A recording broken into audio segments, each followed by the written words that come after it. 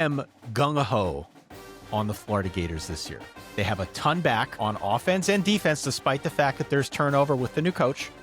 I think they've got the most returning production on defense of any team in the nation. This is a really good roster. And I think people are going to get lost a little bit in the fact that it's a new coach, a new quarterback, and it's probably going to look different. And we tend to, for whatever reason, gloss over those teams. But perhaps we should have learned our lesson in this age of the transfer portal and how you can reboot a program quickly. This is VSiN's College Football Betting Podcast. Welcome in. Another edition of the VSiN College Football Betting Podcast. I'm your host, Tim Murray, and boy, am I excited for today's episode. It's a lengthy one. I just finished recording with the dynamic duo of the Solid Verbal Podcast, Dan Rubenstein and Ty Hildenbrandt. They were awesome. We went over a litany of content from the Oregon Ducks, which is where Dan went to college, to off-the-radar Heisman. We had a little fun with scheduling situations, so a whole lot that we got into. So that is a lengthy discussion. So hopefully you guys enjoy it. And by the way, continue to email the show. We're at cfbpod@gmail.com. Got a couple of emails I'm going to read here in just a moment. But I want to pose a question that was actually posed by Dustin Sweetelson, host at VSiN. And this was last Saturday. I was finishing up the VSiN weekend morning line.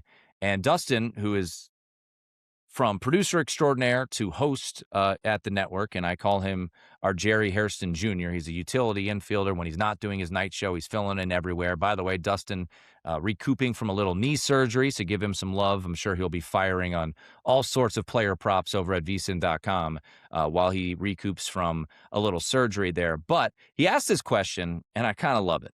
He said, what's the Heisman bet you can't help yourself with?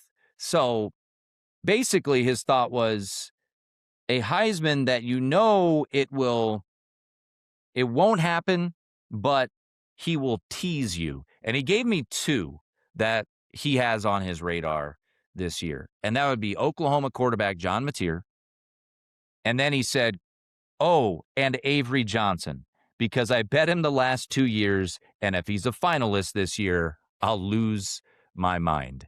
So I wanted to get the gears going, not only for me, but for you guys as well. As here we are, it's May 21st. We're 100 days away from college football. We have lines, by the way, for all of the Week 0 games, which we will get to in just a moment. But we're 100 days away from college football, and we all will make bets on Heisman futures that we love at the time. We get a little bit of hope. And as Matt Humans likes to tell us, there's nothing worse than hope. And then it eventually blows up in our face. Now, sometimes you might get lucky. I know we've got a listener to the pod, a loyal Indiana fan who had a Fernando Mendoza ticket. There was hope all year long, and it ended up being an easy winner. Or you look at Travis Hunter, if you made the case. I believe the Bear, Chris Felica, had that ticket in his back pocket. But I look back to last year. I think about the long shots that I had a year ago. Damon Williams, Devin Dampier, and maybe it's a cop-out answer, but those probably will be two guys, specifically Devin Dampier. I love his game. I loved his play at New Mexico. It was up and down last year at Utah. Finished strong, albeit against a rather depleted Nebraska team, and it's a bowl game, and we'll talk more about Devin Dampier, but he's a guy that I almost assuredly will have a Heisman bet on. And just kind of looking back at some of the Heisman bets that I made over the years on this podcast, some of them you just kind of laugh at and you're like, wow, I can't believe that I bet, Damon Williams to win the Heisman Trophy. That one really never had a shot.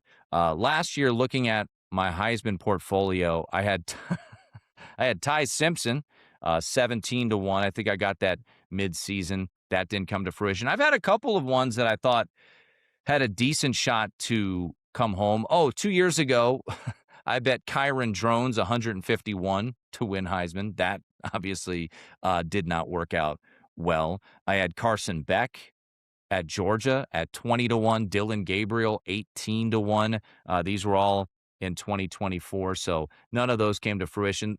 Honestly, the best 2 bets that I've made in the Heisman market the past few years have been ones that I've been able to get off. And that was Bo Nix. I got him at, I believe it was 30-1 to win the Heisman Trophy. He became odds-on favorite going into the Pac-12 championship game.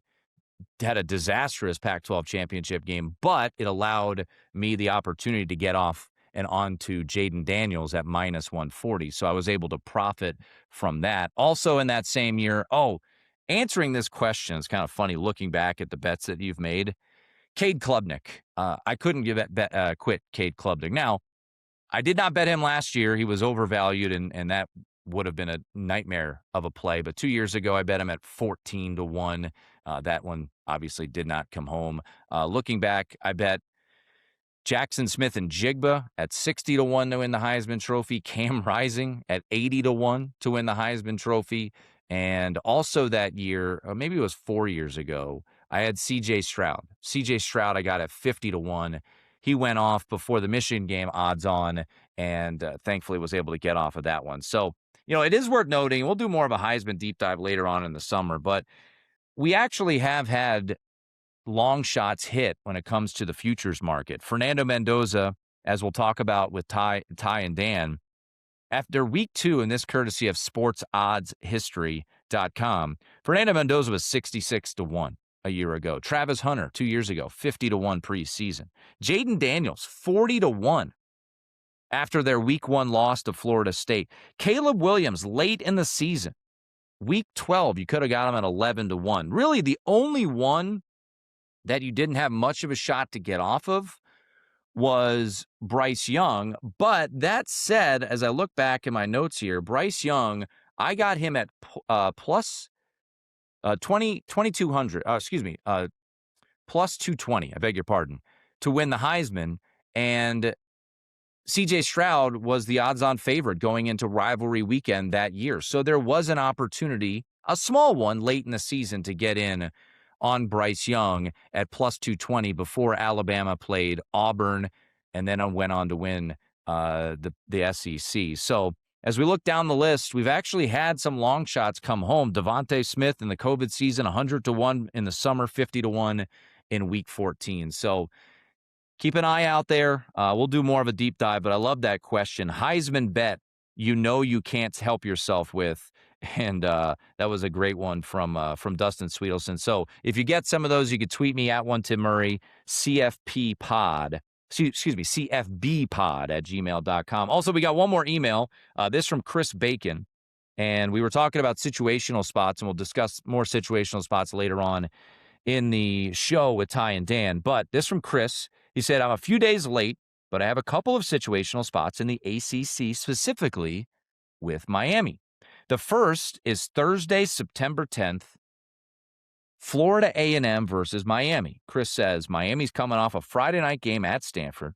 Assuming they beat Stanford and or convincingly, they will likely be a 50-plus point favorite against FAMU. They will be looking to get the game over with without any injuries. They'll probably have a 30 to 35 point lead at the half and put the reserves in to get the game over with without any injuries. A road game at Wake Forest the following week on a Friday night. Those are always a worrisome one because, Miami could certainly name the score. They could make it like 77-0, but to your point, it will be a 50-plus point spread. The other one is a pretty good one. He said the second spot is more obvious. October 31st at North Carolina. It's a week before they play Notre Dame. North Carolina won't be as bad as they were last year. We'll see. Miami has always struggled at North Carolina and has a lot more on that game yet. If there is a take, the Tar Heels has a lot more games than they won since joining the ACC. I don't know if there's a line on the game yet. There isn't. If there is, take the Tar Heels because you won't get a better price. If not as soon as it becomes available, take the Tar Heels. Miami 4-8 ATS in the last 3 years in the ACC road games. Thank you, Chris Bacon. Good stuff there. Once again, email the show, cfbpod at gmail or at VSiN.com. VSiN's.com. All right. Before we get to a break, just a reminder, continue to rate, review, and subscribe to the podcast. We are up on YouTube, youtube.com/college football betting podcast. We are also on iTunes, Spotify. So 5-star reviews very much help us out. A couple more trickled in these past couple of weeks, so much appreciated. And I did get already a couple of guest requests. We are the TRL, the Total Request Live CFB pod. We will do our best if you have guest requests to try to get those guests on. So a couple of guest requests have rolled in, and I think some of them are obtainable. So we will certainly try to do our best. So if you have that, you can either put it in the review on iTunes, or you can email me, as mentioned, cfbpod@vsin.com. All right, quick break. When we come back, lengthy and fun conversation with the hosts of the Solid Verbal podcast. We'll do that next right here on the VSiN College Football Betting Podcast.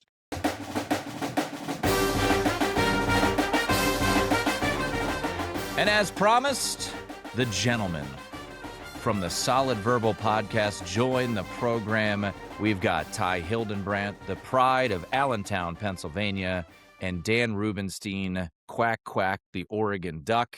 Gentlemen, I'll start with you, Ty, my Notre Dame brother, classic Subway alum. Neither of us could get into Notre Dame, so we just cheer for him. How are you? How's the offseason, and when are you going to pay your debts? I knew this was going to come up. Damn you for remembering about this. I don't even remember what the bet was. The bet was Notre Dame, Ohio State round one. That's right. Yeah, that's right.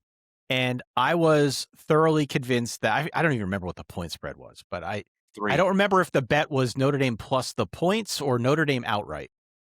But you and I were texting about it, and I recall you were on the other side of the bet, and I was, high on the hopium at that point because it was, an early season matchup. And you won the bet, and the bet was that if I lost, I had to wear Muhlenberg. And I live so close to Muhlenberg that I could just drive up there at a moment's notice and get a shirt, and I get to do so. At a moment's notice, just like a bat signal in the sky, I could run up to Muhlenberg and get the shirt, and I haven't done it yet. So, I mean, this is a betting podcast. This is outrageous. It is a betting podcast. I'm allowing you on a betting podcast when you haven't paid a debt in over 2 years. This is a cautionary tale for everybody listening. Don't be like Ty. Don't be like me. Pay your bets, be an upstanding citizen, and then you don't got to put up with what I have been putting up with, self-inflicted for the last couple of years. I promise you, God is my witness, I will get the shirt. I will send you a picture. I will tweet something out. It's at the point now where it's accruing interest, and you get to tack other things onto the bet, Tim. So this is where we're at. We're going to make sure that this is settled once and for all. You got to dip into the Murray Pavilion. I assume they named the basketball arena after. Well, for those of you watching on YouTube, don't worry. The jersey, the jersey, I stole it from the rafters because they were raising it up to retire. I said, whoa. It needs to go in the podcast studio. Let's chill out here, folks. Yeah. No, that probably that ceremony went haywire. Versus Swarthmore isn't. I know it gets a lot of jerseys retired. Let's be better. Let's be better at Muhlenberg. But Ty Hildenbrandt, part of 50% of the Solid Verbal. The other, the Oregon Duck, the man who lives in the Midwest, which is Oregon Duck country. Dan Rubenstein. Big Ten place. I want folks, you both have been on this podcast. I think you've been on it together. We've had you separate. Give us the history of the Solid Verbal, because I've said it all throughout the off season. I am pro college football betting podcasts. I listen to about 6 every week. So you guys are part of the rotation. Give us the backstory of the Solid Verbal and how long you guys have been doing this. We met at a hotel bar. It was technically Osaka. No. It was outside of Osaka, as chance would have it.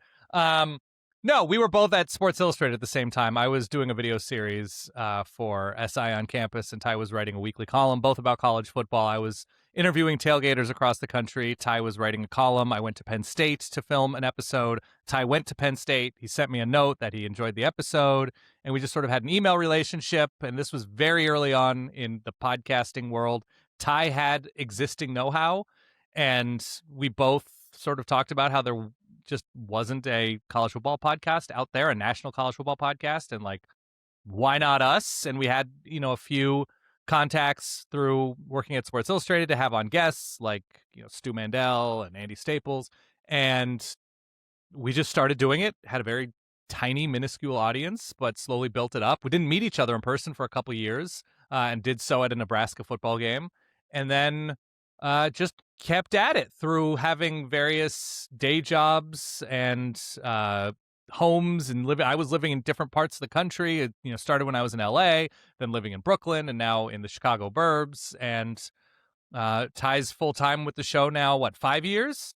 Yeah, it'll be 5 years. Yeah, 5 years in July. I'm around the same. I had a day job in New York and then left New York and, did some freelance stuff, but it's been full time for me as well. And we've just been long time podcasters, and the show has evolved over the years, but has been a fun ride. This is going to be moment. This is the low light right now. Yeah, this is going to be, I believe, season number 19 for us. Wow. Tim. Woo! Which I don't like to say often because it really makes us both feel Is that old, really true? That's really true. We started it in 2008. So, season number 19 for us. And yeah, you can count. I've done the finger counting thing 1,000 times, but it's 19. It's been a minute since we started this whole thing. And as Dan said, podcasting as a word didn't really exist when we spun all this up, but obviously it's come a long way despite thinking multiple times over the course of our run here that podcasting was dead. It is very much not. And as Dan said, for 5 years running now, it's been kind of our full-time thing. So we're very fortunate to be here. Yeah, and the name is kind of becoming extinct. The solid True. verbal for what it used to mean. I mean, the name is great. It's catchy. You got merch. I'm wearing my merch today. That's beautiful. Win your clunkers. We're gonna get to that. I have stolen that. I always reference you. Anything that I steal, That's I fine. tend right. to You're give our bud. credit when We're I friends. steal things. And if someone paid their debts, maybe I would give you like royalties or something like that. But until that day comes, no royalties for you guys. All right. Did you buy that bootleg outside of a game? Well, like it was one of those sellers, so we don't even get the money. No, I have a story for my solid verbal merch. Okay. I texted my good friend Ty Hildenbrandt because he lives in the state of Pennsylvania. Here in Nevada, you cannot bet on DraftKings or FanDuel. And I needed to get down on a bet about, I think it was the day before Selection Sunday 2 years ago. I thought Alabama's odds were ridiculous to make the playoff. It was plus money for them to miss. And I texted Ty and I said, hey, can you put down this bet for me? I don't know if he put it down or not, but when the bet won, it was a small bet, like 30 or 40 bucks. I said, don't send me the money. Send me some solid verbal merch. So I got a t-shirt and a hat, and I love my hat. I've brought that hat on trips. I have sent you pictures from Disneyland wearing my solid verbal hat. I have sent it from the Smurf turf when I was doing sidelines for Boise State for the Potato Bowl. So the solid verbal hat has been through it. Quality merch.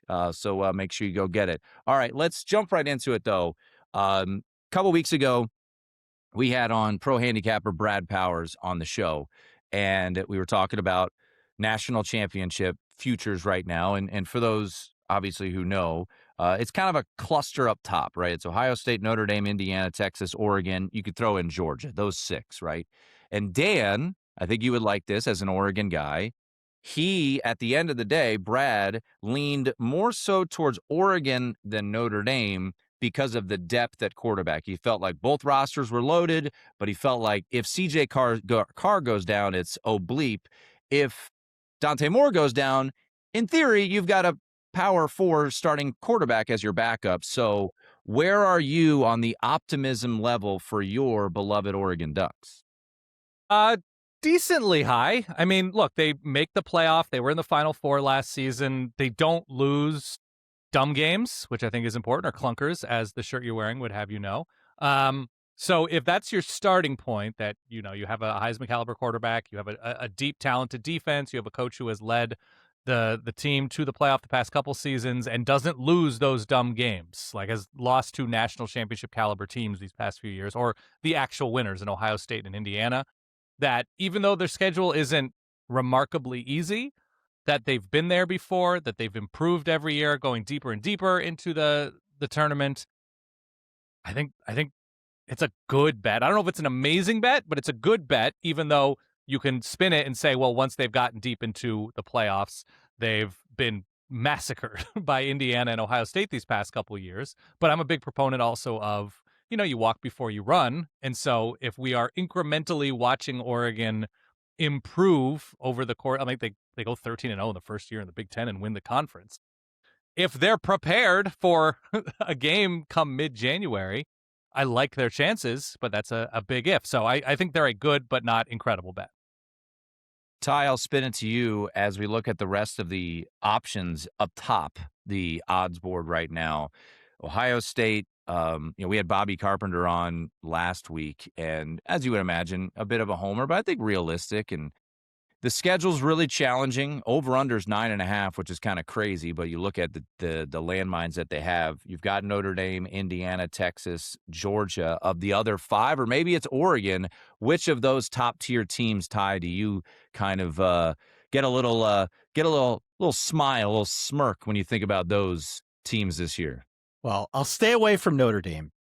I don't want to do the jinx thing, okay? If you want to talk about Notre Dame in a different context, then call me, but don't make me do that here. Look, it's hard to go against Ohio State. It's hard to go against Ohio State, and I fully recognize that the schedule is more difficult, perhaps, than we have seen as of late.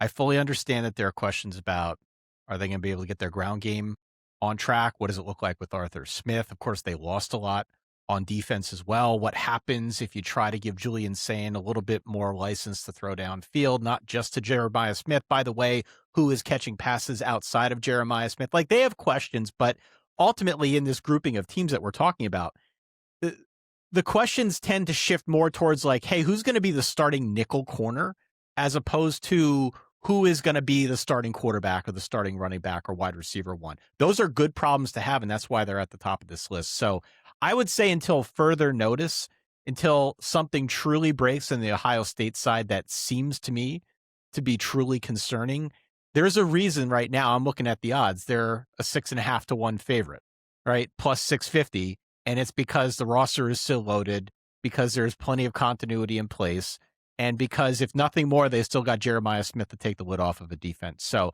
for me, it's a hard bet to go against Ohio State, even though they've got the shortest odds of any of these teams. Ty, Dan, let's look at Indiana here. Please. Because look, this is a team, we were going through it, and we're gonna go through the win your clunker spots in a little bit. But Cignetti, in his brief tenure in Bloomington, outside of maybe the greatest, I think it's the greatest run in the history of sports. Just the fact that they still are the losingest team in football history, and yet they just won the national title. You lose Fernando Mendoza, you lose a bunch of pieces to the NFL, but Indiana's going to win all the games that they need to win. The question is, do they continue to get the elite, play? You got Josh Hoover coming in. Cignetti took a couple of shots at maybe TCU and the offense that they ran. Indiana, I was just looking back. You could have got Fernando at, I think, 66 to 1 to win the Heisman in week 2 last year. So the season was underway, and you could have got him at 66 to 1. I think the perception of year 1 under Cignetti was, I think they're going to be good. I bet over 5.5 wins. I didn't believe they were that good. They make it to the playoff. Year 2, okay, they're not going to drop off, but come on. They're not. Maybe they make the playoff. They go to Oregon and win. They go to Iowa and win. They win the Big Ten. They win the national title. Where are you, Dan, year 3, Cignetti era? Is it just like the dude's fooled us 2 years in a row? We got to believe it getting into year 3? I do believe it. I don't, I mixed on ceiling. He, in year 1, was able to take players that he had developed and was familiar with and had the continuity of the coaches he brought with him, and you couple that with an advantageous schedule. And so I'm not saying they weren't good. I'm not saying they didn't earn a playoff bid, but they beat who was in front of them for the most part, and they go, 11-1, only losing to Ohio State last year.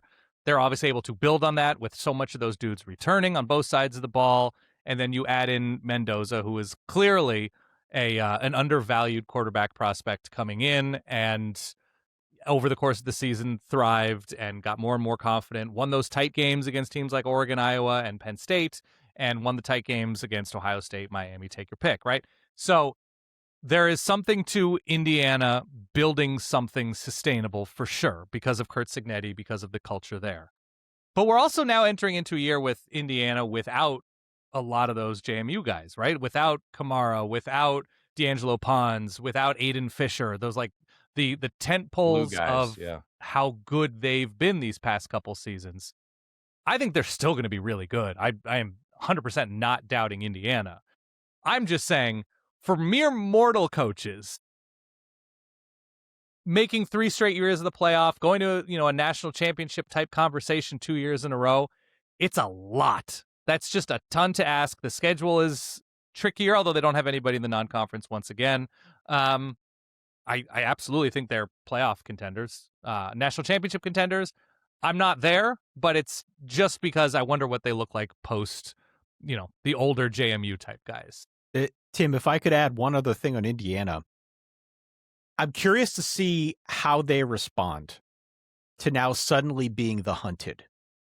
Because it was a cute story in year one, and to a large extent, that was still the case through most of last year. Right? I mean, it wasn't all that long ago that you bring up Fernando Mendoza, 66-1 after week 2, whatever it was, right? There were still plenty of doubters about Indiana, even as we got into the playoffs and people were picking the likes of Alabama or whoever over them. So now that I think the die has been cast, Indiana won the national championship. It's clear what Curt Cignetti is capable of, whether he is bringing his own guys with him from a previous team or assembling a new cast of characters each year, like he's, done successfully, I think, this year.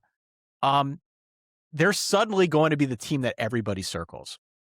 And so I'm not necessarily doubting Cignetti again. I don't want to be that guy, but it does put them, I think, in a little bit of a different situation than perhaps they've ever been in the history of that program.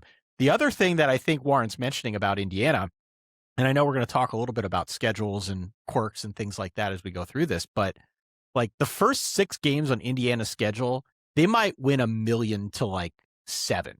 They're going to drill the first 6 teams on this schedule, but then it gets tough. The last 6 games on this schedule, Ohio State, Michigan, Minnesota after Michigan, then they're on bye and they close out a home game against USC, a road game against Washington, which I think could be tricky, and then they've got the rivalry game at home against Purdue, whatever. So I just think it's the tale of 2 halves of the season, and definitely the tale of a completely different perspective from the standpoint of everybody else with regard to Indiana and the lens through which they see the Hoosiers.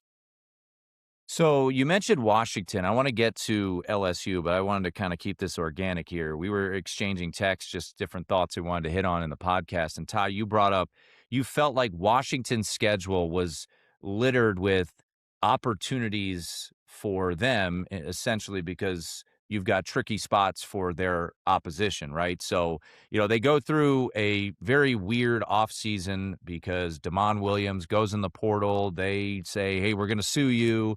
No, I never wanted to leave. I always wanted to be at Washington. Who was in the portal? I wasn't in the portal. Yeah, totally did. I totally want to be here. But they do lose Denzel Boston. They lose Jonah Coleman, 2 pros. Jed Fish has always seemingly found ways to get more out of less. Damon Williams, another year. So walk me through Washington. And is this a team, Ty, that you think is kind of maybe a little bit under the radar this year? I love Washington this year. I love them. First off on the schedule, okay, there are 5 games that I pulled out that are weird situations that other teams face when they are playing Washington. Week 5, Washington is at USC, but USC gets Washington between Oregon and a road game at Penn State. It's a terrible sandwich spot. Week 6, Iowa is at Washington, coming off of a game against Ohio State. What else do I got here? Week 12, Indiana is at Washington, coming off of a game against USC. There are like a handful of other ones here that I could go through as well that aren't as high profile, but it just feels to me, whether you're traveling to Washington or they're coming to your home stadium. Did you mention USC? I mentioned USC, week 5, okay. yeah. That's sort of like the marquee one, and I think the one that kind of puts the exclamation point on this. But it doesn't matter whether they're coming to you or you're going to them. There are a bunch of situational plays here that I look at Washington and I say that is not an easy place to play, and this is not an easy team to play for many of the reasons that you described, Tim.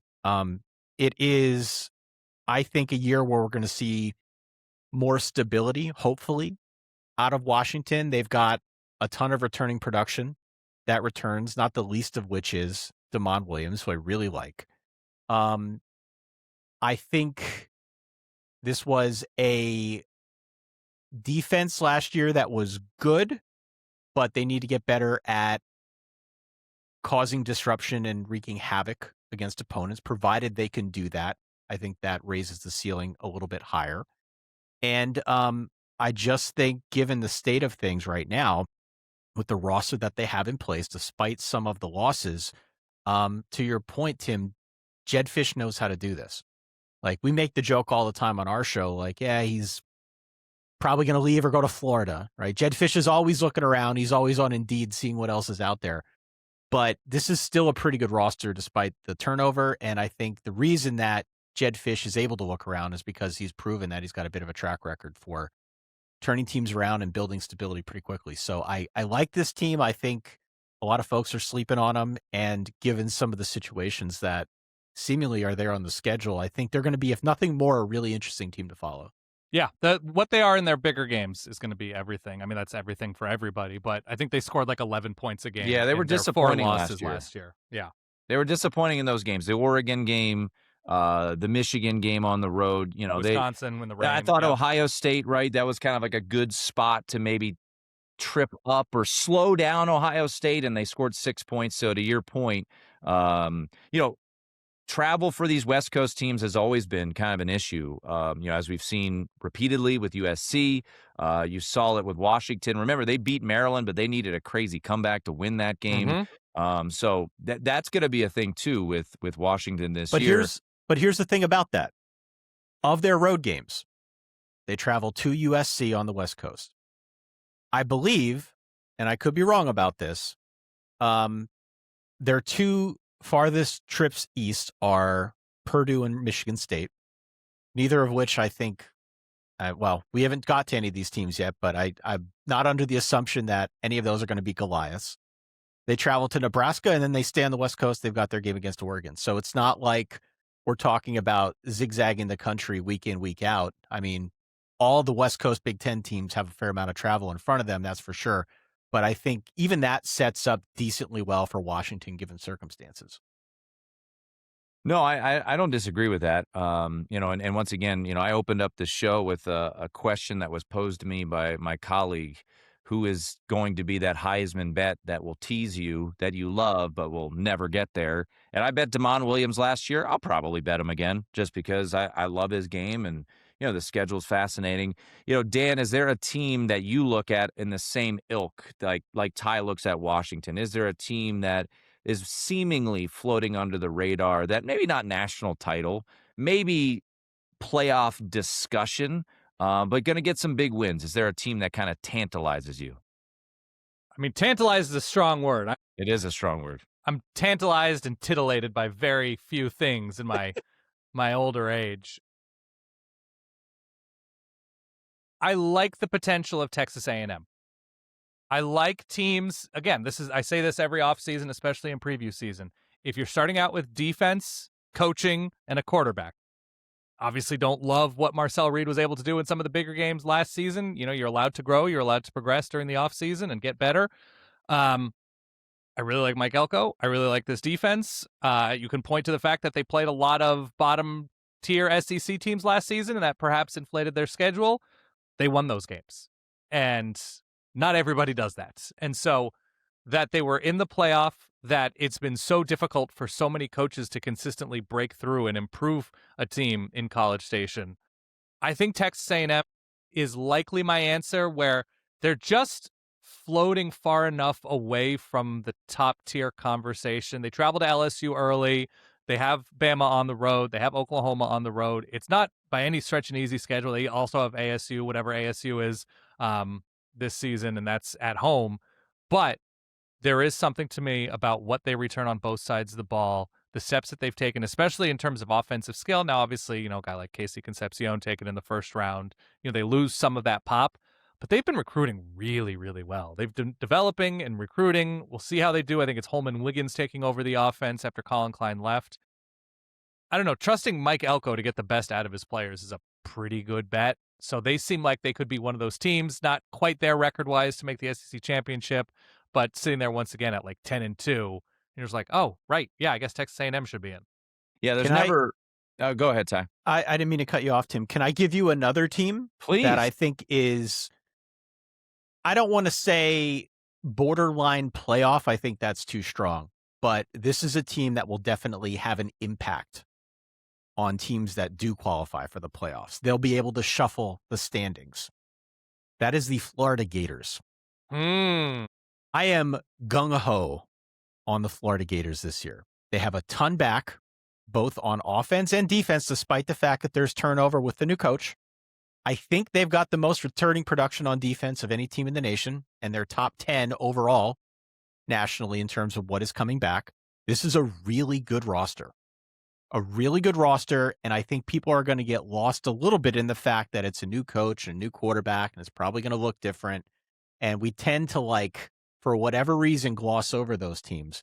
But perhaps we should have learned our lesson in this age of the transfer portal and how you can reboot a program quickly, because John Summerall, I think, has done a really, really good job. He's retained guys that matter. He's brought some other guys in that I think can make a real impact. And there are some heavy hitters on the schedule. It's a typical Florida schedule where you look at it and you say, there's no way they're going to go undefeated or even 10-2 against this. But you're looking at a schedule that's got Texas, Georgia, Oklahoma, Florida State on this late. Who knows what state they'll be in? Ole Miss, they get a week after a really big game against Lane Kiffin in week 4. Good spot. So I just look at the schedule and I look at this team and I say, this is a good roster. This is a coach who seems like he's kind of a maniac, who's definitely going to be able to get them fired up.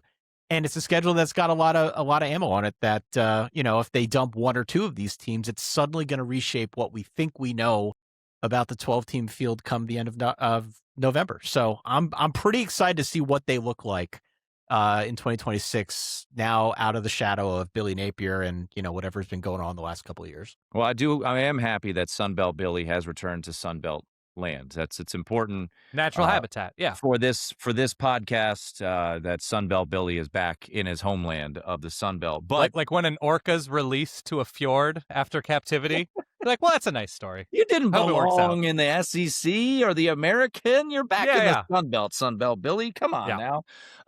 But I'm glad you brought up Florida because, we're going to do a draft later on here, Heisman draft. And Aaron Philo was a guy, when he would step in, when Haynes King would always inevitably get hurt, you'd be like, oh, that guy's pretty good. Yeah. It's like, hey, he's pretty good. Like, who is that quarterback this year? Because I've got one that, maybe I don't want to say it because I want to save him for the draft, but there's a quarterback that it's like, oh, yeah. Like, you could talk, Ty, Kenny Minchie going to Kentucky, Aaron Philo going here to Florida.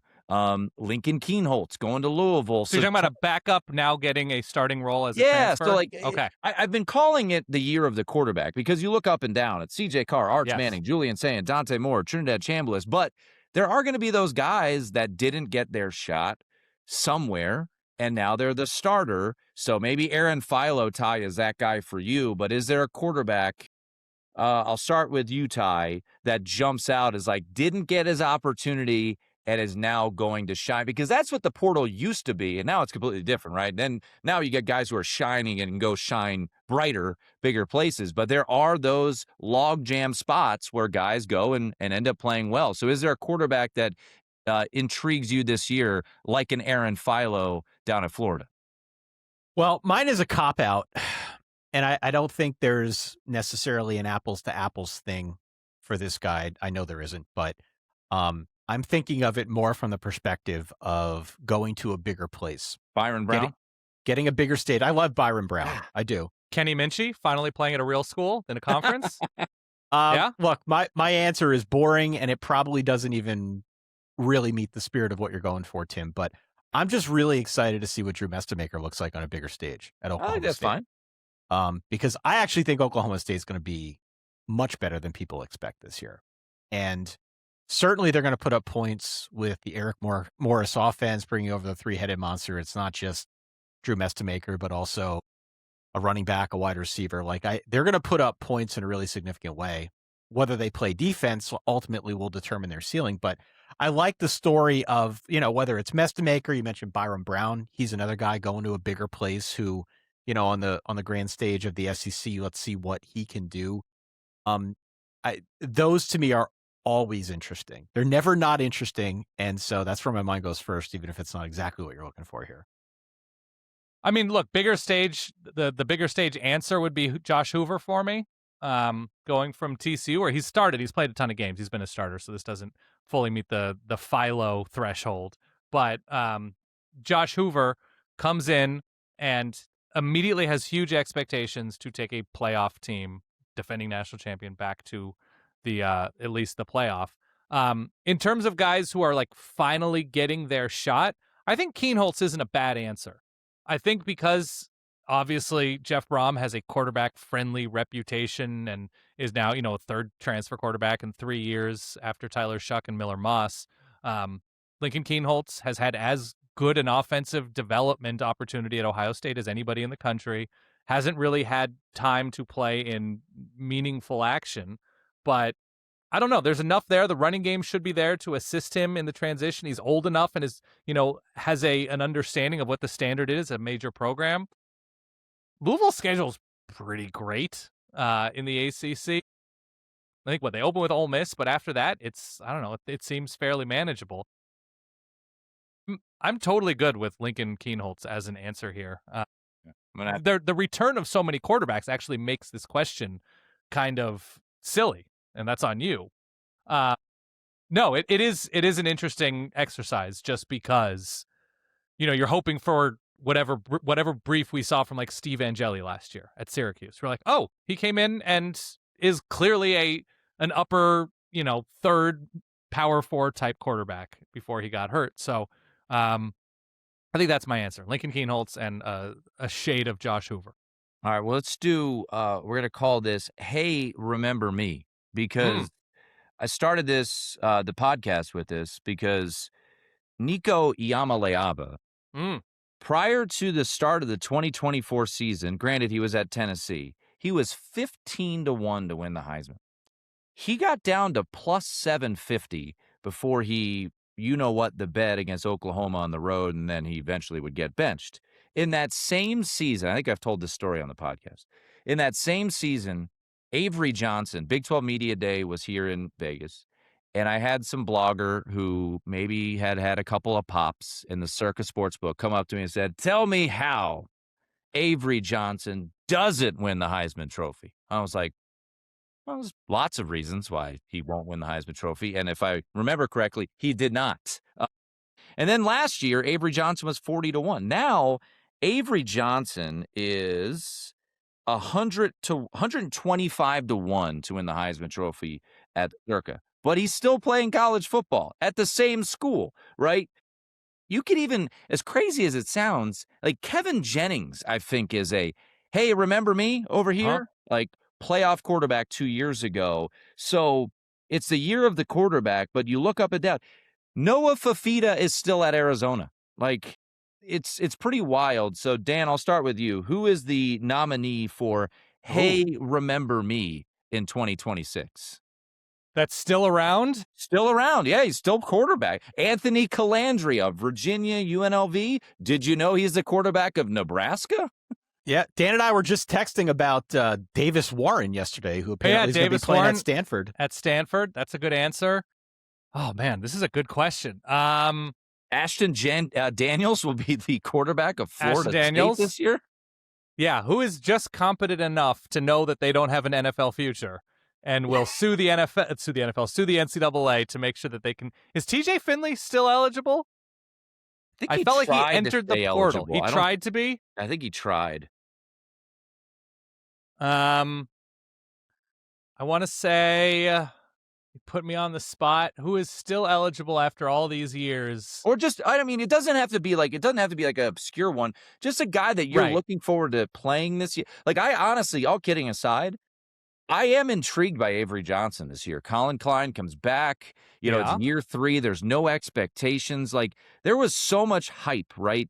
They let Will Howard walk and go win a national title and get drafted by the Steelers for this guy, and he's shown glimpses at times, but now it's kind of like, oh yeah, that guy. And that's where sometimes as a bettor, I like to look at, you mentioned Steve Angeli. He's kind of a hey, remember me, because he was balling before he tore his ACL, and then Syracuse put in a lacrosse bro to play quarterback. So like, things went very south quickly, but like, I don't know if Syracuse is going to suck this year if Steve Angeli is a decent quarterback. I mean, they went on the road. They beat Clemson a year ago. So I'm just thinking of like guys that could end up having decent years, but we kind of forgot about because the hype, the star, kind of lost its light. Well, here's a few, okay? And All I'm not speaking to this necessarily in terms of, this guy is somebody I would bet on for the Heisman. Yeah, just good quarterback. Jackson Arnold going to UNLV.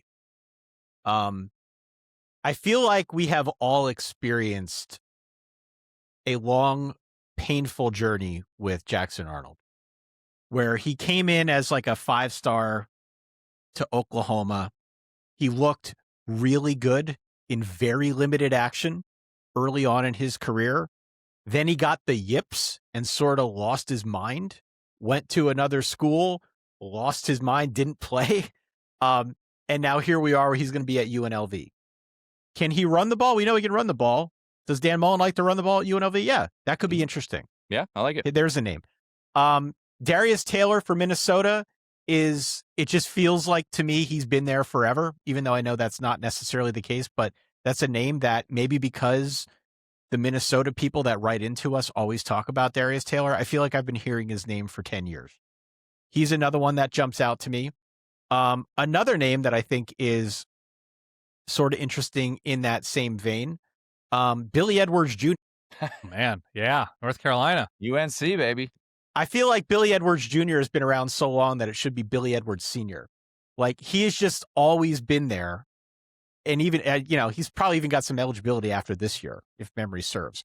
So there's another name for me that jumps out. We like to do this often on our show where we'll just be like, hey, you remember so-and-so? Mark Fletcher feels like he's been at Miami forever. Mm-hmm. He does have an old man name. He does. And maybe like that's Mark got Fletcher something to do has with cut it. my hair since 1993. Yeah.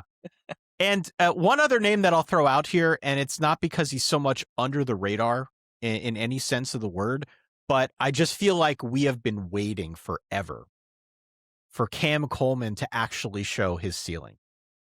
Last year he was a focal point to some extent of the offense. The team was kind of a mess, inconsistent. He had his fair share of drops. Obviously, Texas went out and they splashed the pot to try and bring him to Austin this year, and we'll see what he can do with Arch Manning. But I think it would be a cool story if after all these years, we finally get to see all the hype around Cam Coleman when he first joined college football. All right. I like it. By the way, I have a name for you that's a star level name that seems like he's been a starting quarterback forever and has yet another year of eligibility after this one. Lenora Sellers is still young. Yeah. Lenora Sellers redshirted, will start his 3rd consecutive season this year and has another year. That blows my mind. The name I thought of is not a starter, by the way, that I could not believe is still a college football player. AJ Swan is still available. Really? I think he's at Mississippi State. Showed out for a couple weeks at Vandy. Yeah. I think went to LSU and App State and is now a backup at Mississippi State. No, I think the point you made about Lenora Sellers is a good one too. I felt like last offseason we were just craving any quarterback. Like, who could we find, right? Because all the top teams, most of the top teams had newbies at quarterback. And this year, I do feel like I'll give you another name, and I think it was mentioned on the podcast a couple weeks ago by my buddy Duck, Joshua Nunn, CJ Bailey at NC State. There's a lot of hey. And here's the thing, right? Miami feels like they're a cut above than everyone else in that conference, but it doesn't feel like number 2, number 3 is wide open in that conference this year? Oh, yeah. We just talked about it this week. We compared it. Dan's comparison, I'm not going to take credit for it was a vacated mall or a mostly vacated mall with a particularly vibrant Chili's, which in this case would be Miami, and then just a bunch of empty Lady Foot Lockers. That is the ACC right now. And there might be interesting kiosks to grab your attention here and there. I think I said with like a remote control helicopter or drone or something that pop up. You're like, oh, what's this all about? But yeah, this is the first time Miami has been the sole and clear hunted in the ACC since Mario Cristobal arrived. You know, previously it's been like, oh, Clemson went to the playoff last year, or Florida State went undefeated last year, and they're bringing in DJU, and Mike Norvell will work his magic there. Spoiler, he did not. But there is something about Miami this year where it's just like, oh, it's just us, I guess, in terms of the playoff, the teams that are considered to be obviously playoff caliber. When was the last time you guys went to a mall, a real mall? I actually have a story. So my son needed basketball shoes, and someone told us to go to Macy's. And I'm like, it still exists? Yeah. Okay. So we went. We bought him basketball shoes, Shaq basketball shoes. Nice. And I look at him, I'm like, are you hungry? He's like, yeah. I'm like, let's go to the food court. And on the way to the food court, we found our next dog. So really, who is that dog adoptions agency thing going on? We walk out into the corridor where all the, Foot Lockers and Champ Sports used to be, and they had an adoption agency or adoption event going on, and we found our new dog. So first time, my shooting percentage at a mall in Vegas is 1 for 1. I found a dog in my mall, and a dog in you, yeah, and got Shaq sneakers and went to the food court. What'd you get at the food court? I think I got Chinese food because you have to, right, at a food court. I mean, that's pretty good. There was a Cinnabon. The Cinnabons are still hanging on. They at the malls here, or one of the malls I've been to relatively recently, they basically turn the huge stores, not the department store level, but like the bigger stores. There is a company that turns them into like turf fields and basketball courts, and they just have kids' birthday parties and sports leagues in there because there's so much room. And I think it's pretty brilliant, right? Especially in the Midwest where you got to be indoors for a stretch of the time because of weather. There's like a chain of places that takes over. I think they were looking into rezoning to turn like some of the area of these malls to like pickleball clubs, which I think is brilliant. I think it's great. You got to get people moving inside in the winter. But yeah, I don't think the appetite for Wilson's leather is quite where it was in 1996. Maybe I'm wrong. I don't know. I don't know the leather industry. I tell you what, my stock of Sam Goody is at some point going to come home. We're going to get a resurgence of Sam Goodies. The big bounce back of 2029. Maybe the warehouse. CDs are coming back one of these days. I mean, look, vinyl came back. That's true. It's only a matter of time before people get everything. Baggy jeans are back, Tim. Have you seen baggy jeans? Look, I was telling you guys about a company that sells bar hats and circle hats. Those were what we used to rock going to the mall back in the late 90s. All right, before we get to a couple things that I wanted to hit on here, LSU, Ed Orgeron being back, are they just, Dan, I'll start with you. Are they just fully embracing the evil empire? Because I know you guys are a college football pod. I mean, what Will Wade is doing, we're like moments away from Will Wade trying to convince LeBron James to play for LSU basketball. Sure. It's hilarious what they're trying to do, but it's like, we don't care. We'll do whatever needs to be done. I kind of love the addition of Ed Orgeron. It's kind of fun for the sport. And honestly, all kidding aside, he's a dynamite recruiter, sucks as a head coach, so why not? They have a relationship like they did at USC. So what are your expectations of LSU, and are they the new evil empire of the sport? It kind of seems that way. There are cases for a couple of different teams, but LSU combined with Lane Kiffin, I guess combined with Will Wade, combined with the women's basketball situation. Yeah. Look, I happen to love Kim Mulkey's clothing. I don't think she's like my first choice to be like my emergency contact. I don't think she would be dependable in that way. But it's good to have villains. It's good to have teams and programs you root against. I think Ed Orgeron's approval rating is pretty high in the sport. Yeah, I agree. I think people like find him to be charming. I actually don't think he was a horrible head coach. I think he was perhaps not fully focused as a head coach. He did win a national championship. He was the head coach of the offense that has perhaps been the most dominant of the modern era. There's a lot to like, and he has obviously a long-standing relationship with Lane Kiffin. So it's not out of nowhere with regard to coaching with Lane or being part of Lane's program. He's done that at Tennessee, USC, whatever. And it's very, very hot right now to bring in a disgraced recent former head coach with what, Brent Pry back at Virginia Tech. I'm missing another big one. What's his name? Isn't the Clemson OC is back, right? Chad Morris is back. Chad Morris is back. Yeah. But he did a good job for Clemson before he left for, I think, sure. SMU. I'm forgetting somebody else who was brought back. But I think it's fine. I think that he's going to steer into what he is, which he's going to be like an ambassador and help with recruiting with prospective LSU kids coming in. I'm totally good with it. Ty? Yeah, I think they should just embrace it, Tim. I think they are. Just go with it. Like, especially in this era now where it truly is dog eat dog. You don't go out and get a guy like Lane Kiffin without basically signing up to be the evil empire of some way, shape, or form. And so just go with it. If the plan in college football and if the plan at LSU is win at all costs at this point, spare no expense, get the job done, get the natty, and we'll figure it out later. It's not the worst place to be where you're sort of the bad guy and you're sort of the hunted in a sense that you're trying to pick off the best players and you're trying to build a roster, and the intent to your fan base is clear that you're going to do whatever it takes to win a national championship. I think a lot of SEC schools would look at that and say, this is the template we want to emulate. So regardless of how it comes across from a narrative standpoint, I'm sure the fan base is going to be all about it until they lose a game or two. That'll be a different conversation. But at least as of now, if you're a fan of the team, you look at what they're doing and say, all right, well, the intention is there to make this thing real. Let's see what happens. So I'm wearing the shirt, win your clunkers. I am a big, big believer of situational handicapping, especially in college football. And we opened up the podcast last week going through the Big Ten. We did a little bit of the ACC.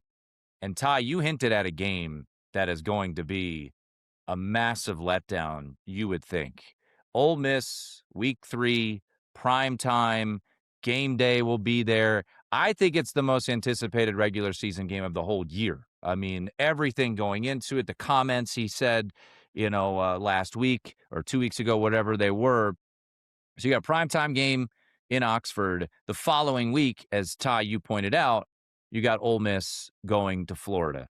So I've got a couple of spots, and I want to hear some of your win the clunker games, and we can kind of just rotate through them because I know you guys did this recently on your pod. But the one that jumps out to me, I was listening to Bud Elliott's summer school over at the Cover 3 podcast, and they had on the BYU beat reporter.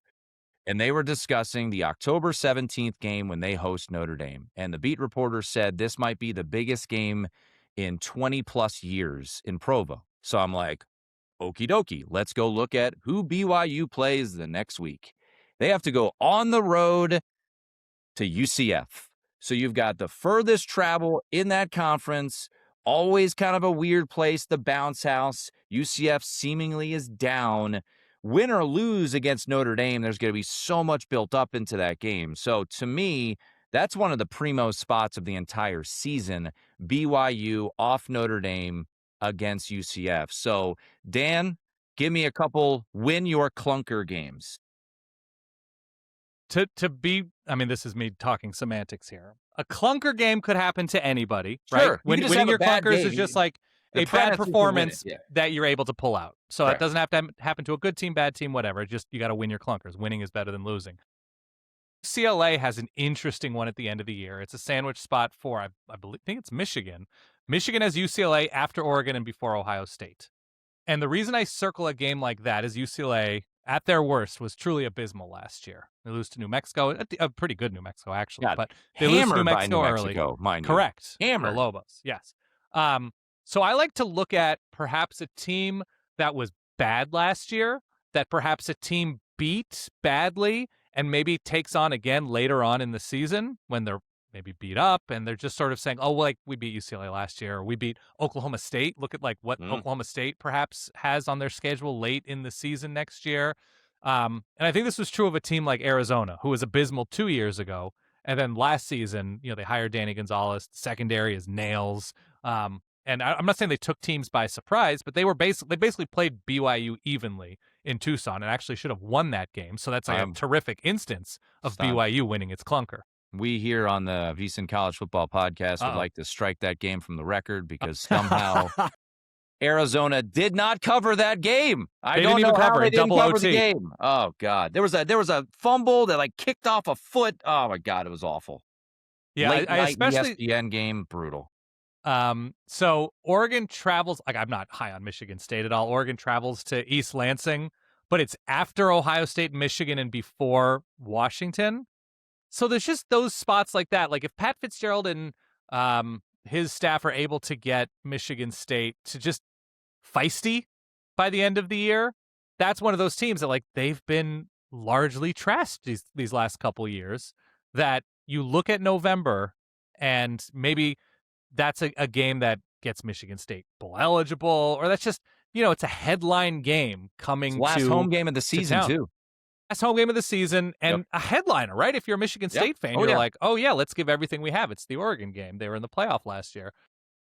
So there are those matchups like that. I would take a look at, and every year you take a look at who was best against the spread, and it's typically teams who in the previous year were god-awful, and Vegas is skeptical for half of the year, and you get some nice lines as this team is clearly improving. So I would look at the awful teams, like Virginia Tech would be a team, especially later on in the season. Like Virginia Tech's going to be better this year.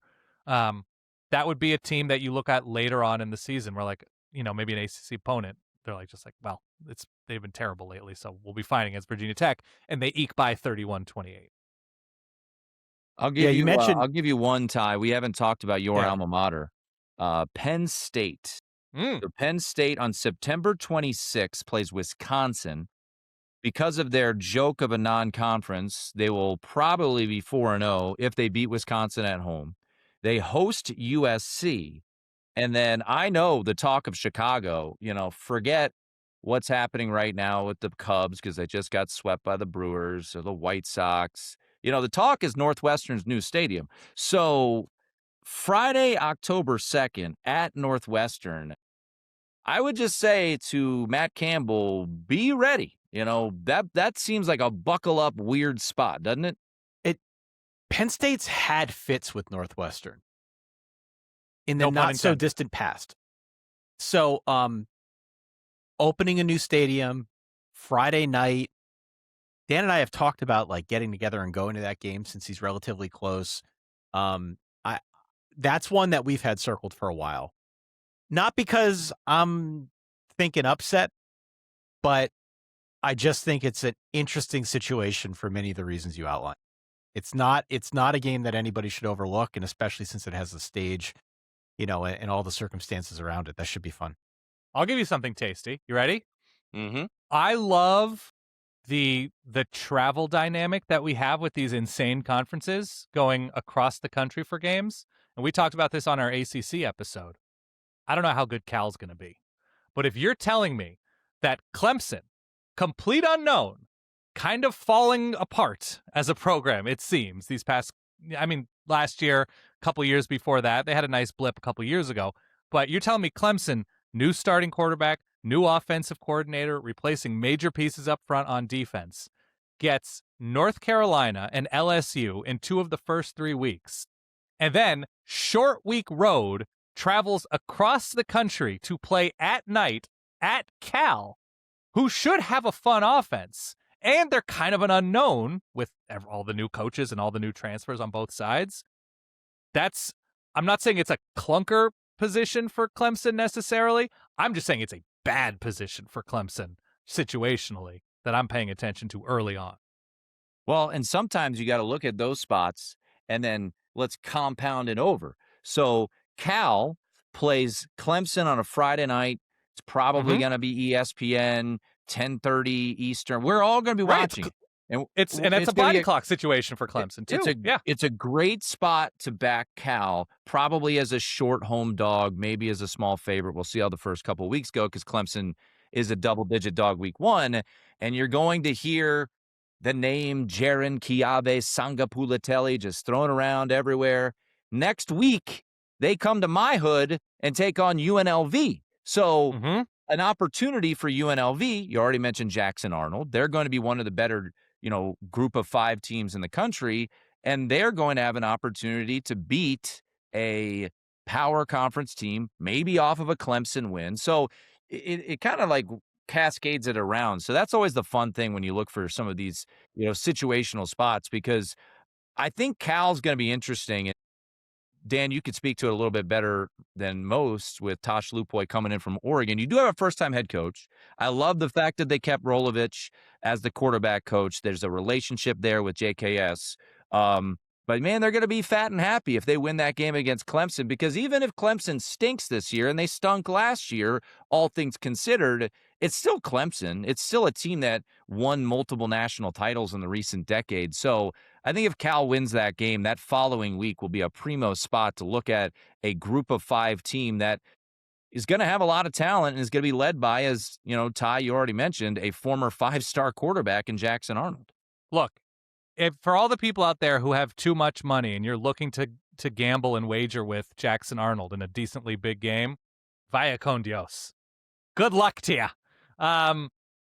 No, I think Cal is intriguing. So it's Tosh Lupoy. It's obviously his coordinators don't have a ton of experience calling plays. Younger guys. They bring in the transfers that they bring in on both sides of the ball. They have a bunch of Oregon transfers. So if Oregon's third-string dudes from last year are intriguing to you, I mean, they should be, right? That it's a good place. And Tosh Lupoy is not just coached under Dan Lanning, but obviously coached under Nick Saban, guys like I want to say Jeff Tedford when he was at Cal. He was at Washington. So like he sort of has an idea of the standard and the types of players that are needed to win and the type of recruiting needs to that needs to happen to win. So I'm not positive what their ceiling is. There's a lot of quality on this schedule, as I think you alluded to with UNLV, not just them, but you look at the back half of the schedule. It's sort of week in and week out. But before that travel grind really sets in, I think there's something about Cal as well. So, yeah, I'm decently high on them. One more game I'll mention. We've talked about this team a little bit on this podcast. I think UConn lost a really good coach and hired a pretty overrated coach. I think Jason Candle, for what he was able to get out of Toledo year after year, was underwhelming based off of the resources they had at the MAC. But what I will say about Jason Candle, when he was at Toledo, loved to punch up, right? One of the best underdogs against the spread in college football the last 5 or 6 years, the Toledo Rockets. How about this spot? You've got UNC on Halloween will be taking on Miami at home. Then on November 14th, they'll take on Louisville. In the middle, Bill Belichick's got to go back to his old stomping grounds, sort of, and take on UConn. They got to go on the road to the Rent November 7th.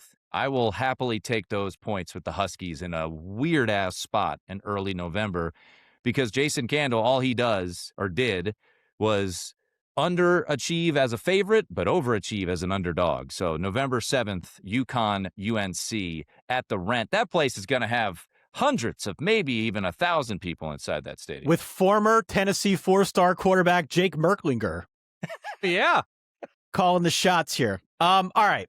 Can I give you a couple games that actually rise to the level of what you're asking? Because I'm listening to what you're saying. These are all great answers. I love you guys. I have the best answers for these, okay? As you know, Tim, because I know you listen to the show, and Dan, obviously you help with the show. You know what I'm about to say. We have look ahead spots where there's a bigger game on deck. We have letdown spots where you just played a bigger game than the one you're about to play. And then we have letdown look ahead sandwich games, which is a lower profile game that is wedged in the middle. I've got a collection of those for you here. So I said UCLA, right? The UCLA Michigan. You said UCLA, one, yeah. I think that's like week 12. Yeah. A couple that I'm interested in. Do you want to go or do you want me to guess one? Because I have one that I Go ahead, you can guess. All right. It's not the typical sandwich situation. I mentioned a couple that I liked sandwich wise. I think Michigan at Rutgers is an interesting hoagie.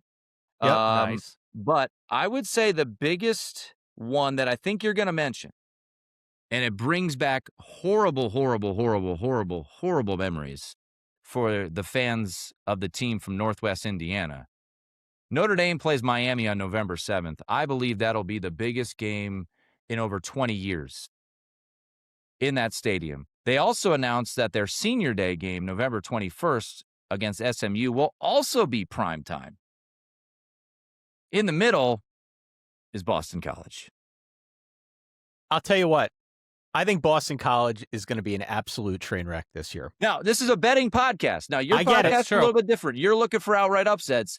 That is going to be a sleepy spot. And I don't want to say Northern Illinois, but that could be a weird spot coming off of arguably the biggest game since the Bush Push game in 2005 in that stadium. We had a Georgia game in there. We had a Jake Fromm in South Bend. So I'll say this about that game.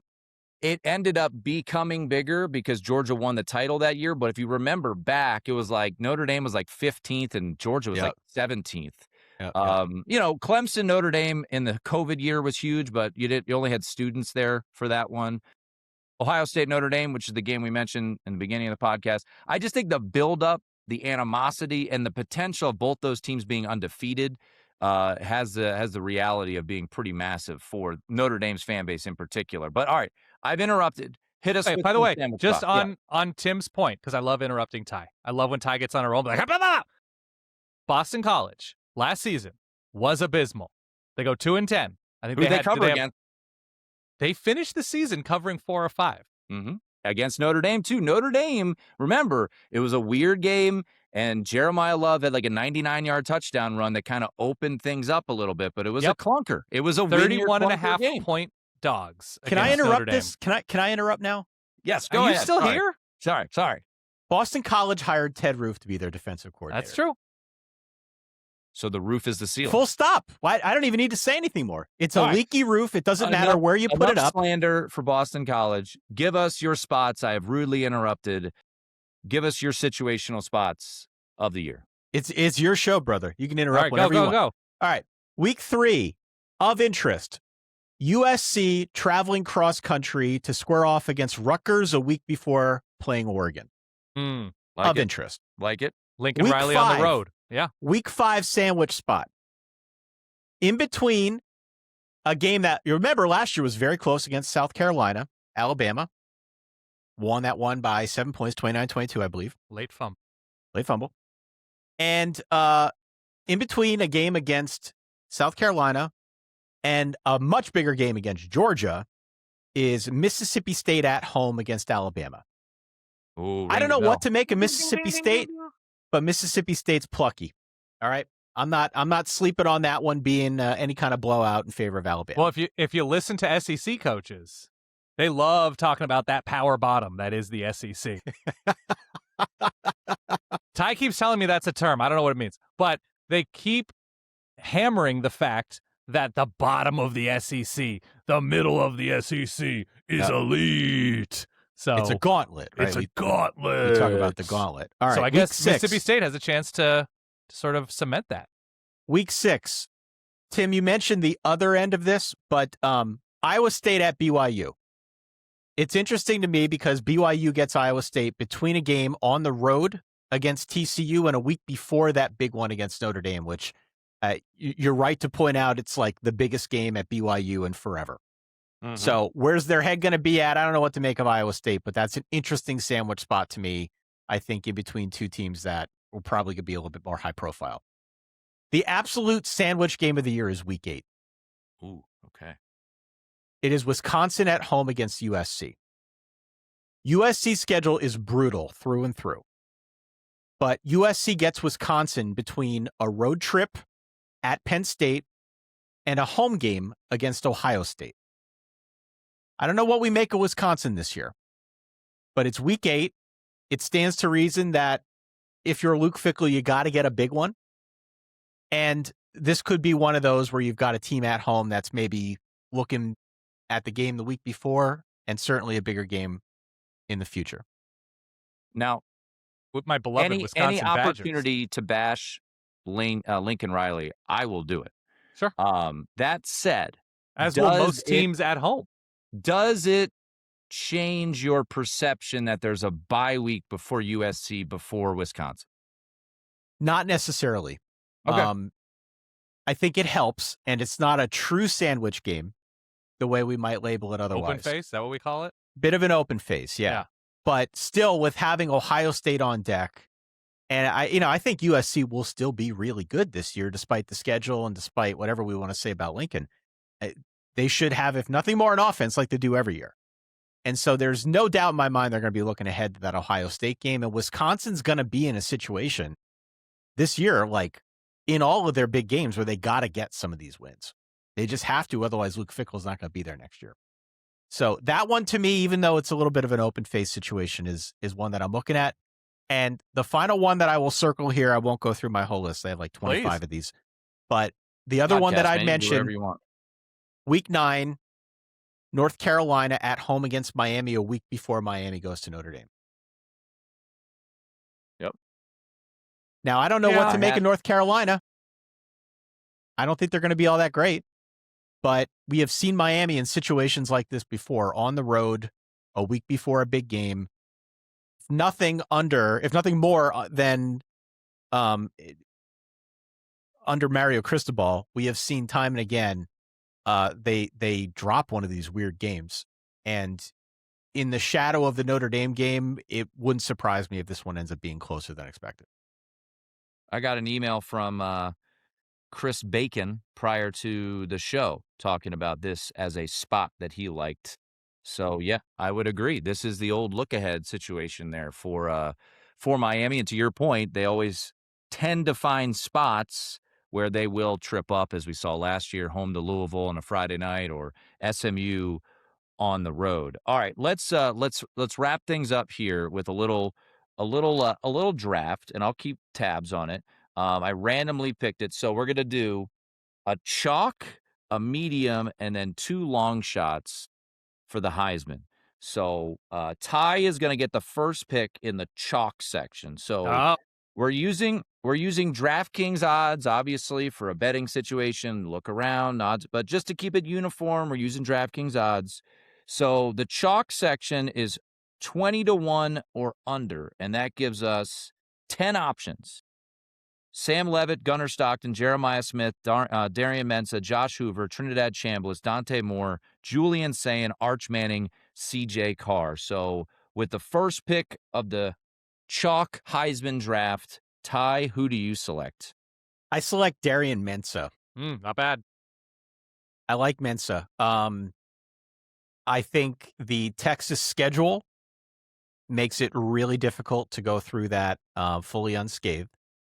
I obviously love CJ Carr. I think CJ Carr is going to have a big year, but I think Mensah provides for Miami a really interesting mix of what they got previously from Cam Ward, along with what they got most recently from Carson Beck. He's somewhere in the middle, and still there's plenty of talent on offense, provided they can get their line sort of rebooted, as they've got some losses there. And it's not a perfect situation for Mensah, being so there are some losses, but I really like that roster. I think the schedule works to their favor. So I fully expect, more to the point from earlier, that Miami's going to be the team we talk about in the ACC. They should have a smooth run through it, hopefully, for the Canes, and Mensah stands to be the beneficiary of that. All right, Dan, you get the second pick of the chalk selection. Well, Where will you be headed? I'm going Trinidad Chambliss. So we have age, we have dual threat, we have perhaps a suspect defense with all those transfers coming in and a lot of the playmakers from last year on their way to the NFL. And he will play in enough huge games, obviously opening the season against Louisville and getting LSU early, where he will have the opportunity to show out and perhaps, establish himself as a Heisman contender relatively early, but also finish strong. We've already seen him show out against some of the best teams, like in the playoff against Georgia, against Miami. So we know he's a big game player. There's enough returning on offense when it's Deuce Alexander, Kwan Lacey's in the backfield next to him. We'll see what the new, Jonte Cook is very talented, but has already been at like 3 different schools. I think there is something there with Trinidad Chambliss with the combination of age and ability and stage, even with having to deal with, and I looked this up, Ty, I apologize, the power bottom of the SEC. He should still be able, we'll come up with the sound, Ty, don't worry. I would take him just because of what I think his upside looks to be in those huge games, which I don't necessarily see previously with Dante Moore or Arch Manning or even CJ Carr, because he just hasn't played in those late season or playoff type games yet. So Trinidad Chambliss would be my chalk answer. All right, so that leaves me the top of the board, all available. Much to the surprise of probably everyone listening in, I am not picking CJ Carr. I'm going to go with Dante Moore. Love the wide receivers. Talent is all over the place. You bring back Evan Stewart. You still have DeCorian Moore there. Plenty of big games. Week 1, because week 1 is so weak, that might be a primetime game against Boise State, right? So you have the rebuttal for a Big Ten championship as well against probably Indiana or a rematch against Ohio State. Obviously, it will be an enormous challenge November 7th on the road at Ohio State. You have USC on the road, but I think there are enough high-profile games. The talent is there. You do lose your OC, but you hired from within. There's a good rapport there. I'll take Dante Moore 10-1. Strong running game, strong tight ends, kind of new look offensive line, and that's where he struggled last year with, the pressure that Texas Tech was able to bring, obviously that Indiana was able to bring, but he's a 4th-year guy. There's something there. So there's a reason he is as high as he is, and I respect it. All right. Medium shots. So this is 25 to 50 to 1. So there, over at DraftKings, there are, I believe, 11 options in this realm. It starts from Marcel Reed and Jaden Mayaba at 25 to 1, and it goes to 50 to 1, which is Will Hammond and Rocco Becht at 50 to 1. Once again, these are DraftKings. Dan, you get the first pick in the medium slot. Keelan Russell. So you're telling me I can get good number, good value with what is not officially the Alabama starting quarterback. We'll see what the line looks like. We'll see if they can run the ball at all. Receiver looks to be strong, if not a little bit unknown because of youth. And they did take some depth hits there. But track record with that coaching staff, with Ryan Grubb at offensive coordinator, with Kalen DeBoer at head coach, with the 5-star upside physicality of Keelan Russell, I don't hate that value. I think that's taking an Alabama quarterback with the sort of talent that can be surrounding an Alabama quarterback. I think it's worth a flyer. Sure. All right. I have the second pick in this round. I debated going with John Mateer. Last summer, I was deemed a Mateer hater. And I just was like, we're kind of assuming a lot from a dude who transferred in from Washington State. I just saw enough of his passing prowess that is going to make me stay off of this bet. And maybe I'm stealing it from Ty, but I'm going to take my guy, Damon Williams, 45 to 1 in the medium shot range here. So give me Damon Williams. Some good opportunities in the Big Ten. Dual threat guy, could have some big rushing games, a little bit more on his shoulders with no Denzel Boston and Jonah Coleman, and another year. And a place that he really wants to be at, right? I mean, he loved it. He doesn't always wanted to be in Seattle, never wanted to waver away from there. But 45 to 1 in the medium range, I'll go Damon Williams. Ty, you get the last pick here. By the way, this could be the year Damon Williams sees over his own offensive line. Like, a lot of people are really bullish on those sight lines this year. So pay attention. They have shorter offensive linemen. Maybe I want to step back now. They're teaching them to bend lower. Like, use your knees. Like, when you move, they're like, guys, really bend. Really get low. Ty, go on. You're telling me I can take Lenora Sellers? You can. Sure. Give me Lenora Sellers. I'm looking at this list of guys.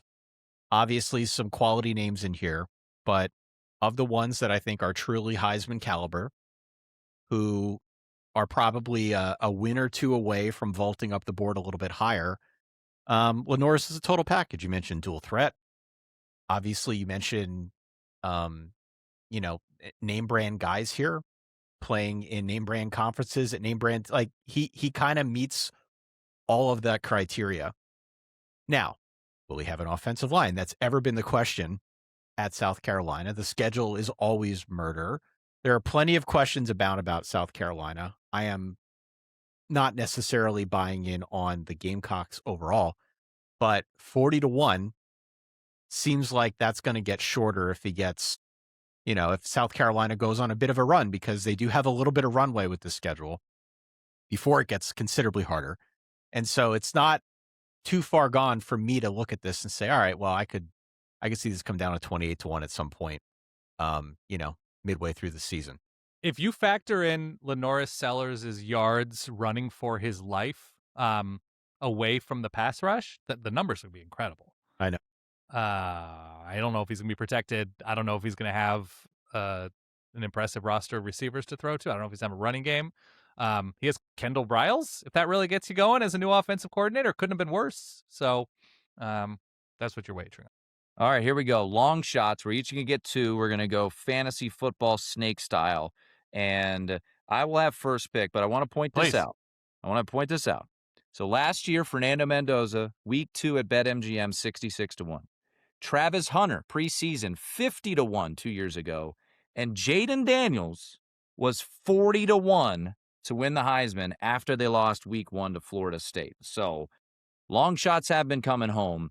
So we can we open up the board to everybody left. It starts with Bear Bachmeier and goes on. I'm going to go Devin Dampier. Your boy! You love him! This is my guy. Oh, God. Yes! My guy. I already talked about him. Jason Beck leaves. Look, it's very important to put a lot of emphasis in bowl games. I mean, bowl games are so important in this day and age, especially when you're, out, your retiring head coach leaves to go to another job about 5 days before things get ramped up in the Vegas Bowl. But I felt like against Nebraska, he kind of lived up to what I was hoping for. He completely crapped the bed against Texas Tech in a massive game, and that really sunk his opportunity to win a title or win the Heisman. But at 70-1, I can't quit him. Give me Spider-Man, Devin Dampier. All right, next up we got Ty. You get the second selection here. I will go with Isaac Brown of Louisville. That's not bad. He's a little guy. Home run hitter, though. Yeah. Home run hitter. I think they're going to be focused on their ground game this year. There were rumors that Isaac Brown might be going elsewhere, like during the portal cycle. 250-1, by the way. Yeah, that he might head to Texas or something. But he's staying put at Louisville.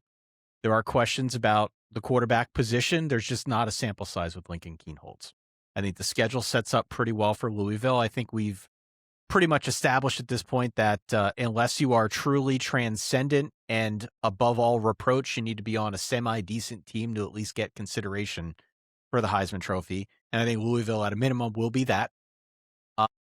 Given where I think the offense is going to be this year, I think there will be a focus on the ground. I think he'll have an opportunity to get his. So give me Isaac Brown, deep sleeper. All right, Dan, you get 2 picks. You get the old turnaround. So 2 picks for Dan.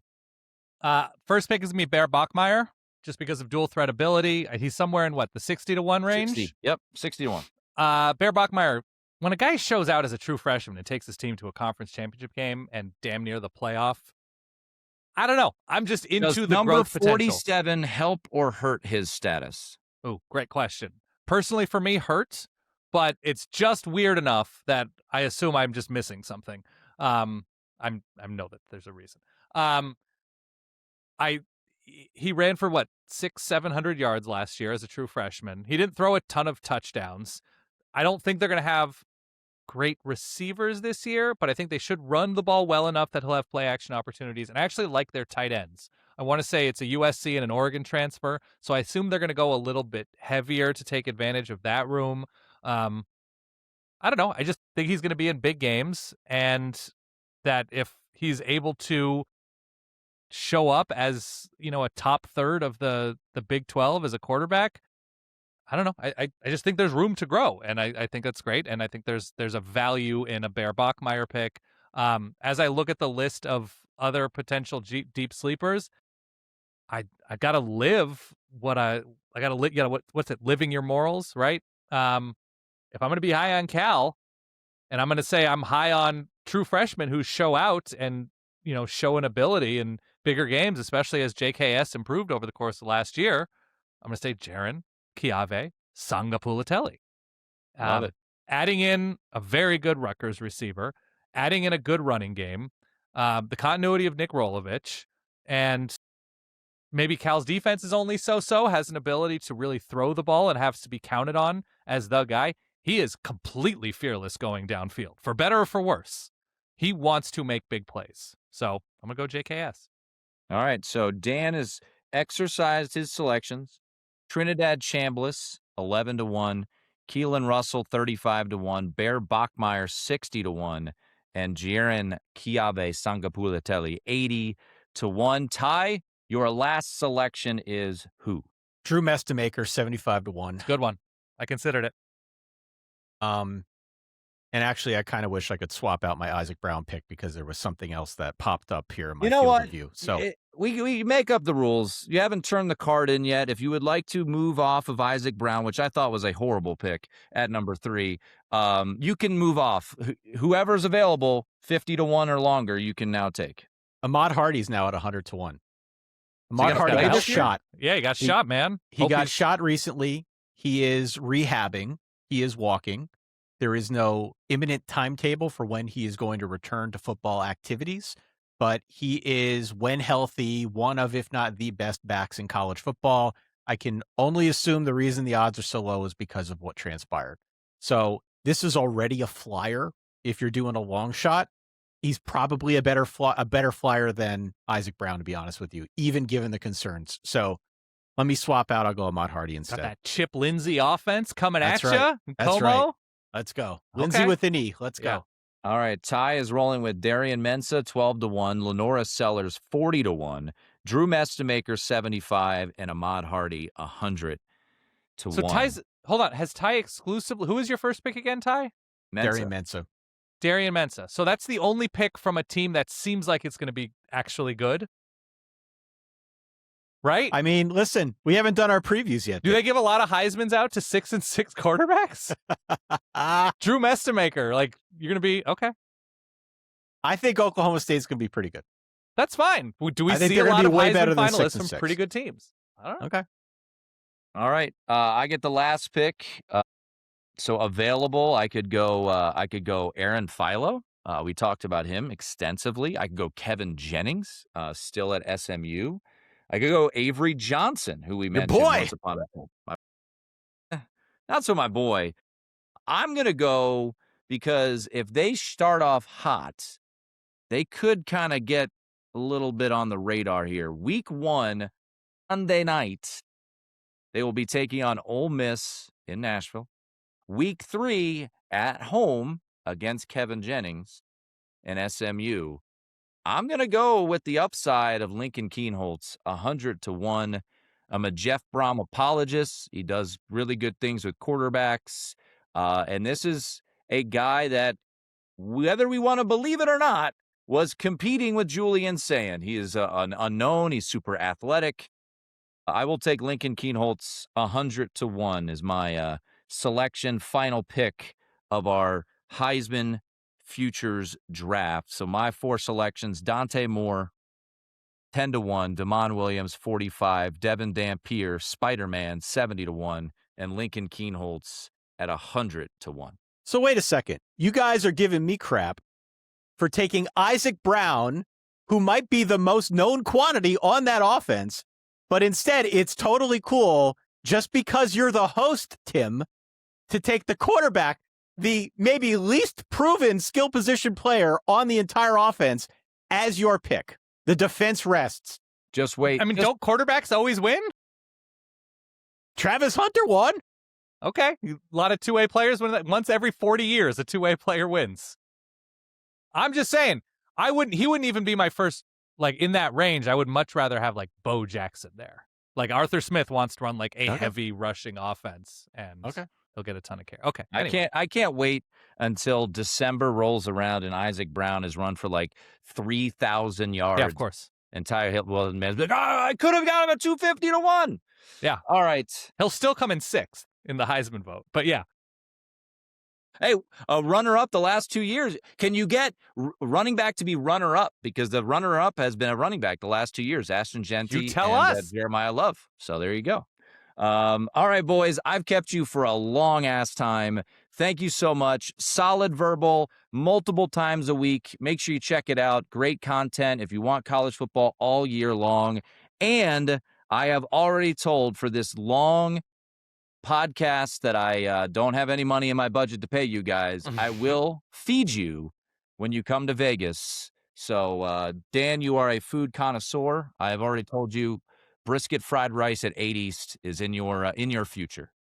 So what else are they serving at 8 East? It Not is a sponsor, could be. Asian cuisine. Not a sponsor, could be. Are they located in a hotel or is it freestanding? They are in the Circa. Okay. They have an original location on Fremont Street in downtown Vegas. Downtown Vegas, I tell you this, that's Dan's jam. Would love that. I think downtown Vegas is where that's where you guys will have a live show. I'm calling it right now. I've heard good things about Good Pie Pizza. Oh, yes. Very good. And Evil I've heard Pie, too.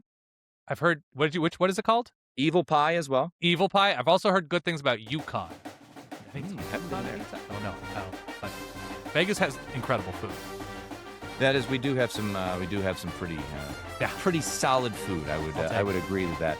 Gentlemen, get out of here. Thank you so much. Much appreciated for the time, and we will talk soon. Thank you, Tim. Thank you.